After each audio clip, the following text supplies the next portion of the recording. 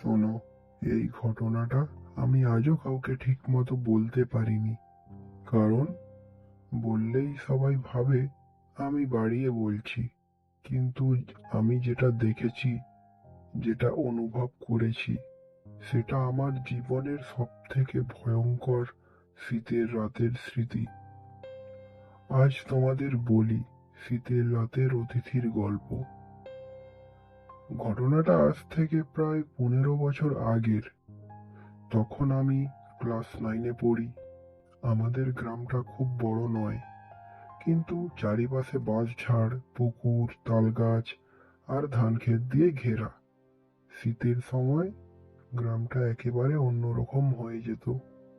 কুয়াশায় ঢেকে থাকতো সকাল বিকেল, আর রাতে ঠান্ডা এতটাই পড়তো যে নিঃশ্বাস নিলেই মনে হয় বুকের ভেতর বরফ জমে যাচ্ছে। সেই বছরটা শীতটা একটু বেশি পড়েছিল। বাবার তখন শহরে কাজ, তাই আমি আর মা আমরা বাড়িতেই থাকতাম। আমাদের কাঁচা মাটির বাড়ি, খড়ের ছাউনি, উঠোনে একটা ছোট্ট চুল্লি। সেখানে মা রাতের খাবার রাঁধত। সেদিনও ঠিক তেমনই একটা রাত। কনকনে ঠান্ডা, চারপাশে কুয়াশা, দূরে কোথাও শিয়ালের ডাক ভেসে আসছিল। মা উঠোনে আগুন জ্বেলে রুটি সেঁকছিল, আর আমি আগুনের পাশে বসে হাত পা সেঁকছিলাম। তখনই মা বলল, দরজাটা ভালো করে আটকাস তো, আজকাল রাতে অচেনা লোকজন নাকি গ্রামে ঘুরছে। আমি উঠে গিয়ে দরজাটা ভেতর দিয়ে আটকিয়ে দিই। তারপর আবার আগুনের পাশে এসে বসে পড়লাম। আগুনের আলোয় মায়ের মুখটা লালচে দেখাচ্ছিল। সেই সময় হঠাৎ আমাদের বাঁশঝাড়ের দিক থেকে একটা খসখস শব্দ হলো। আমি চমকে উঠলাম। মা বলল, শুনলি? মা একটু থেমে বলল, শীতের রাতে বাঁশের শব্দ হয়, ভয় পাস না।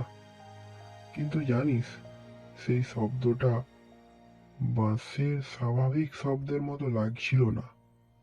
যেন কেউ ধীরে ধীরে হেঁটে যাচ্ছে শুকনো পাতার উপর দিয়ে। আমরা চুপ করে রইলাম। আগুনের কটকট শব্দ ছাড়া আর কিছুই নেই। ঠিক তখনই দরজায় ঠক ঠক করে শব্দ হলো। আমার বুক ধড় করে উঠল। মাও থমকে গেল। এত রাতে কে আসবে?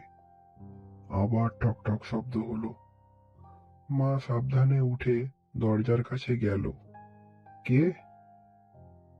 বাইরে থেকে ভাঙা গলায় উত্তর এলো, মা, একটু আশ্রয় দেবেন? খুব ঠান্ডা লাগছে। গলাটা শুনে কেমন গা ছমছম করে উঠল। বৃদ্ধ লোকের মতো গলা শোনাচ্ছিল, কিন্তু তাতে একটা অদ্ভুত কর্কশতা ছিল। মা দরজা খুলল। বাইরে দাঁড়িয়ে ছিল এক লম্বা মানুষ, গায়ে কালো চাদর, মাথায় টুপি, মুখটা অর্ধেক ছায়ায় ঢাকা। কুয়াশার মধ্যে দাঁড়িয়ে যেন আরো লম্বা দেখাচ্ছিল। মা বলল, এই শীতে বাইরে থাকবেন না, আসুন আগুনের কাছে বসুন। লোকটা ধীরে ধীরে এলো। তার পায়ের শব্দ খুব হালকা, প্রায় শোনাই যায় না। সে আগুনের পাশে বসলো, কিন্তু আশ্চর্য, আগুনের আলো তার মুখে ঠিক মতো পড়ছিল না, যেন আলোটা তাকে এড়িয়ে যাচ্ছে।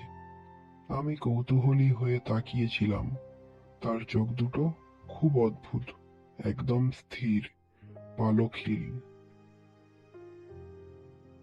মা তাকে এক কাপ গরম জল দিল। লোকটা কাপটা হাতে নিল, কিন্তু ঠোঁটে লাগলো না, শুধু তাকিয়ে রইল আমার দিকে। হঠাৎ সে বলল, তোমার ছেলে?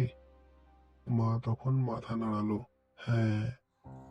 লোকটা আবার বলল, খুব ভালো ছেলে, কিন্তু সাবধানে রাখবেন। কথাটা শুনে আমার বুক কেঁপে উঠল। কেন যেন মনে হলো ওর কথার মধ্যে অন্যরকম ইঙ্গিত আছে। ঠিক তখনই আগুনটা হঠাৎ নিভে গেল।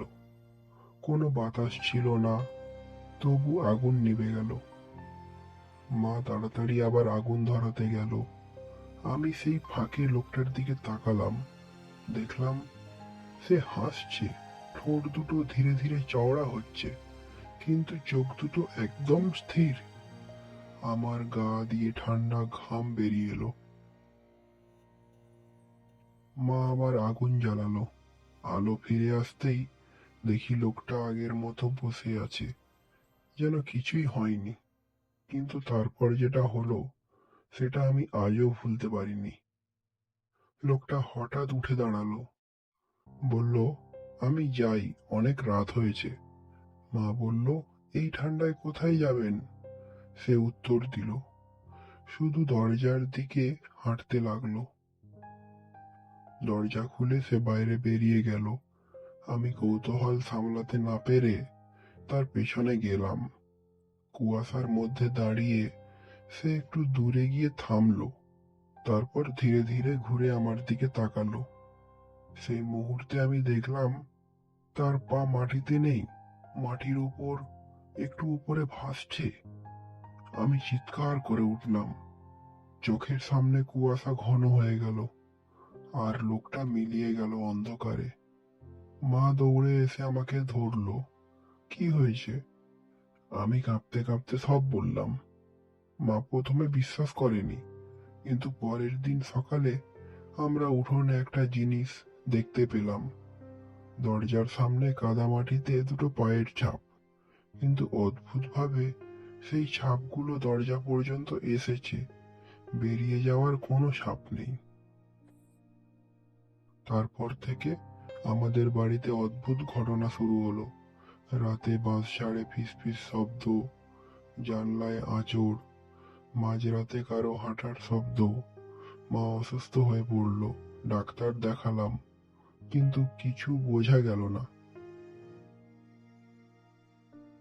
একদিন গ্রামের এক বুড়ো ওঝা এলো।